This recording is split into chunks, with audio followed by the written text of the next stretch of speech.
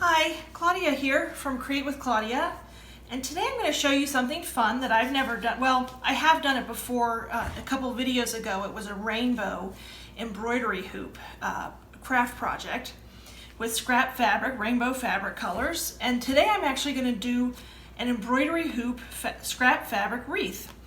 It's a lot of fun, it's easy to do, and if you're a quilter like me and you have lots of fabric scraps, this is a really fun project to do.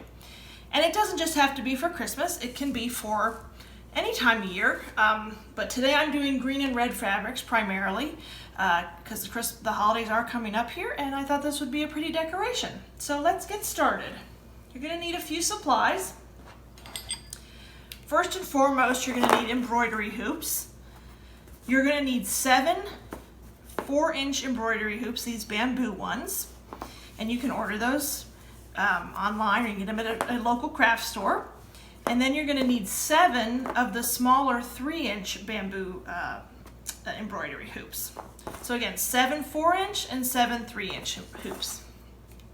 And one of the things I would suggest before you start putting it together, they all come with this blue sort of protective film. Take a minute and take that off, because this is the worst part of this project, is getting that blue film off. And if you do it after it's been glued together, you could pull the piece apart. So like on this one, you can see I've already taken it apart. There's still one little piece that I'm going to try and get off, but I'm not going to worry about it too much. So embroidery hoops you're going to need. You're also going to need scrap fabrics, and I use greens and reds for this. Maybe a couple, you'll see a couple golds thrown into.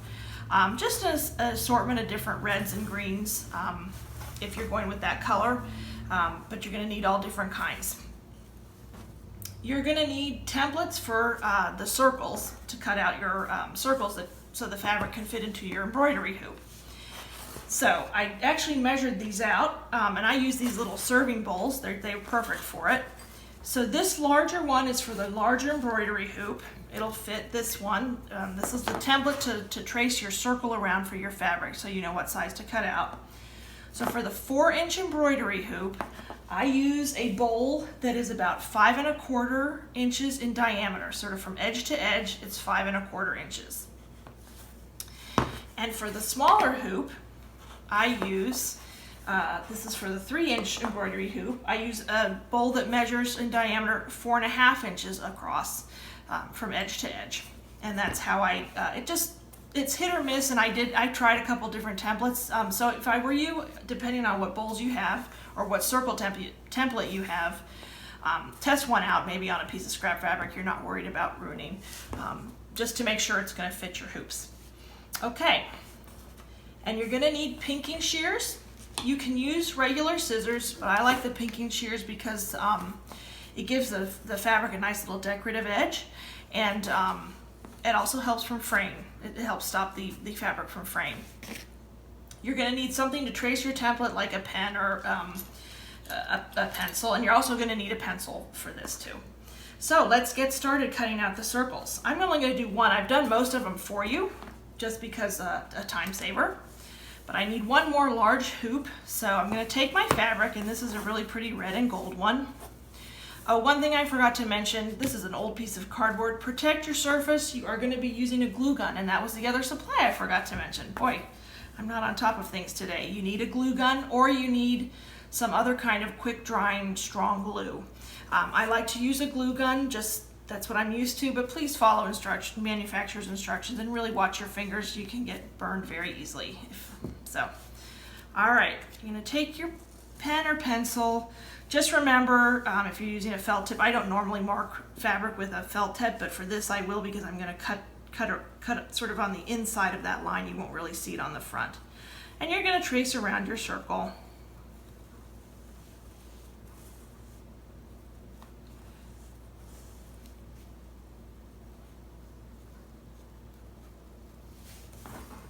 And that looks good. I can see that line. You can sort of see that circular line.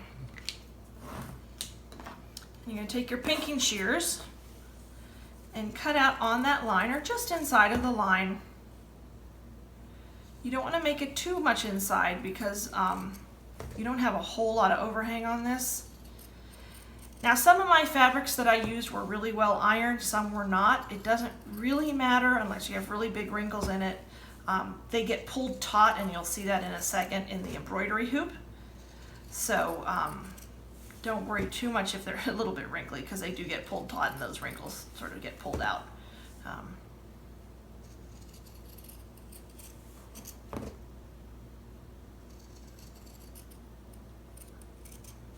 Okay, so here's the right side of it, nice and cut out. And you're going to take your embroidery hoop and loosen it up. Now one thing I do, and I'll show you one on one I've already done, I put all these twists, these screws, I put those all facing the same direction. That's just how I like to do it. It adds a little bit more symmetry to the project. Completely up to you which way you like it. Just the way I do it. So you're going to lay the piece without the hardware on it, on the flat, and then you're going to lay the fabric on top. Try and center it. I know it's hard because you can't see through the fabric. And then you're just going to slip that on top, and hopefully you got it pretty well centered, and that's pretty good actually. I'll take that. Maybe a little bit on one side, but you can pull it out a little bit, and you're going to sort of pull it taut before you tighten it, and then start slowly tightening it. And you're going to have to play with a little bit, just sort of pull that fabric nice and tight. So it's like a little, almost like a little trampoline or a drum or something. Doesn't have to be perfect, but you can see those wrinkles any wrinkles would smooth right out. Luckily this fabric hides any wrinkles, but some do not. Okay, so there you have it. That's one unit of this, the wreath. So I've already done the rest because this would take a long time to show on the video. So now we're going to start assembling it and getting ready to glue. So you're going to take this, and it just so happens for this project that this bowl that I used for the larger template works perfectly as like the center of the wreath, and I'm going to sort of build my wreath, and you'll see that in a second, around this, because this is about the size I want to be open in the middle. So the first thing you're going to do is take your larger circles, your larger embroidery hoops, those 4-inch ones that you've done, and you're going to build you're going to work your way around in a color, layout that's pleasing to you, totally up to you.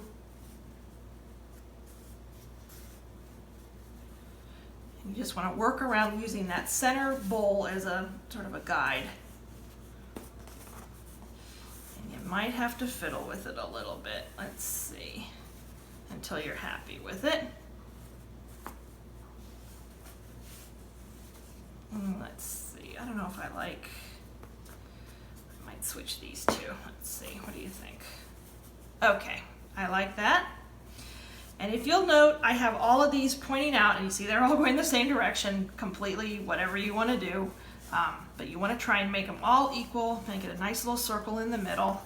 And I have these all sticking out. It makes it a lot easier because you're going to glue another row of the smaller ones around the outside. And if these are all twisted and turned, sometimes you'd have to glue the metal, and that doesn't work as well. And it also helps later when you're going to hang it that you want them. Okay, and then you're going to add these smaller ones on the outside. Again, I have the screws sort of pointing out. Doesn't have to be perfect at all. Let's see, sort of like that gold one, has a little zing there.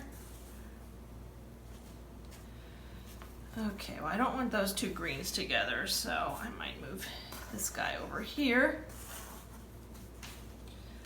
Okay, I actually think that's pretty good. Okay, I like it. And it looks pretty equal on all the sides.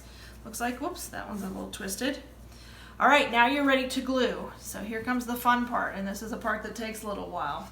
You're gonna take a pencil, excuse me, and you wanna mark sort of where these hoops hit. So like these two are gonna hit here. Make sure you have it, try not to move it too much I know this is the tricky part. And you're gonna have to fiddle with it a little bit. So we're gonna start here, and we're just gonna mark, and I hope you can see it, where these two hit. I'm just gonna spread it apart a little bit and then mark on each piece of the hoop, just a little bit so you don't see it from the outside. And then you're gonna glue those two together. You can see the marks, and I'm gonna add some glue there. So let's do that. I don't add a lot of glue before I start. Let me just show you. I don't add a whole lot. I add it on one side.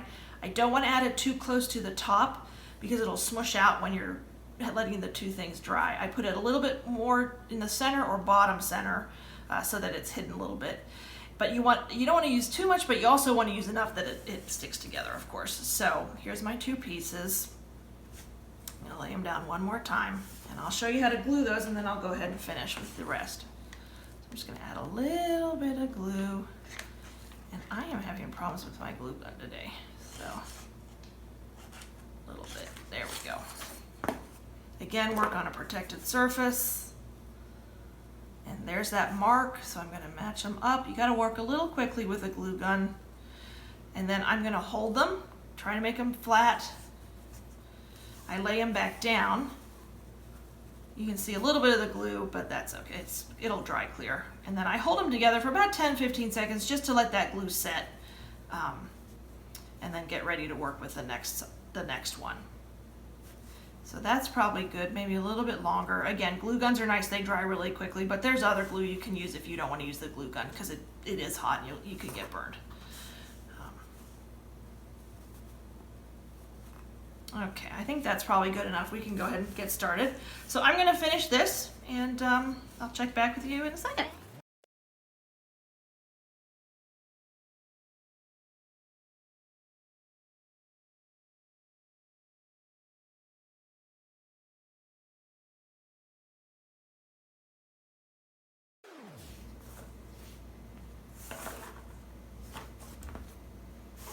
Okay, so I've finished gluing the center part, and it's just going to sit here while I talk for a little bit and cool off a little bit more. And you can see how it makes a nice circle, and now I'm going to get rid of the center part because you don't need that anymore. There you can see it a little bit better. And it lays nice and flat. That's one of the things that if you noticed when I sort of fast forwarded through those other steps, I tried to make sure it laid flat nicely too while it was drying. It's okay, the fabric will fluff back up when you hang it. And I think I like the way that looks. So as I get ready, I'm going to have to put these back where they were. Hopefully I remember. And then we will glue those together.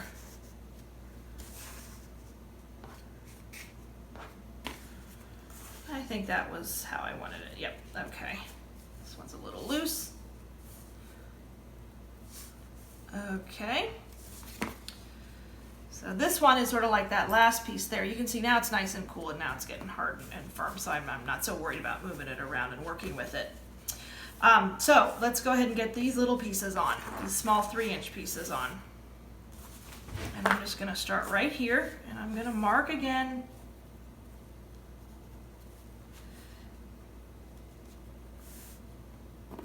And I will put the glue on this smaller piece. I just think that's easier, keep this laying flat. And I'll go ahead and put it on both sides. And just sort of line that up. I got a little bit of, you are going to have a little bit of glue that shows, that's just sort of inevitable. And I push it down and then push it towards these, that way it's laying flat like so, and it's going to be glued on both sides. And again, hold it for a few seconds.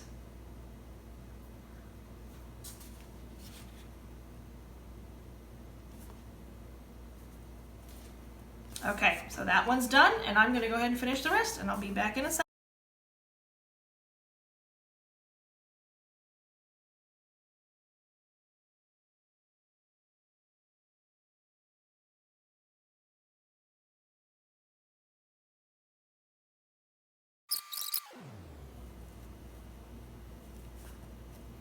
Okay, so there is my wreath. Now, I don't have a ribbon. I, of course, left that in my storage room downstairs. But you can see from the picture I've hung it. I would not suggest, well, first of all, you want to decide which side is your top. Let's say we'll just do this beige, where this one here is the top. I would not put the ribbon just on this one embroidery hoop because there's a lot of pressure and it may drop. The glue will hold, it should hold, but you never know, and you don't want it to fall apart. I would have a nice big long piece of ribbon and put one end here, tie one end here, and then have a hoop, and that's how I would hang it if I were you. You can hang it from here, but I'm not sure if that glue will hold once it's all dry. Now you would set this aside for about half an hour to really let it completely cool and dry. But you can see, I think this is so pretty. It looks like a snowflake to me, and that's why I sort of liked it for Christmas. Imagine this in like blues and silvers or silvers and golds. I think this would be lovely. It's a lot of fun to make. It's easy. It doesn't cost a whole lot. I mean, you do have to buy the embroidery hoops and some other things, but if you have a lot of fabrics like I do, it's a great way to use up some scrap fabrics. It'd be pretty maybe in all solids, who knows, any color combination. So this is my embroidery hoop Christmas wreath, scrap fabric Christmas wreath, I should say. I hope you like the project, and my dog's coming over to say hi. So thanks for watching. I appreciate it. Have a great day.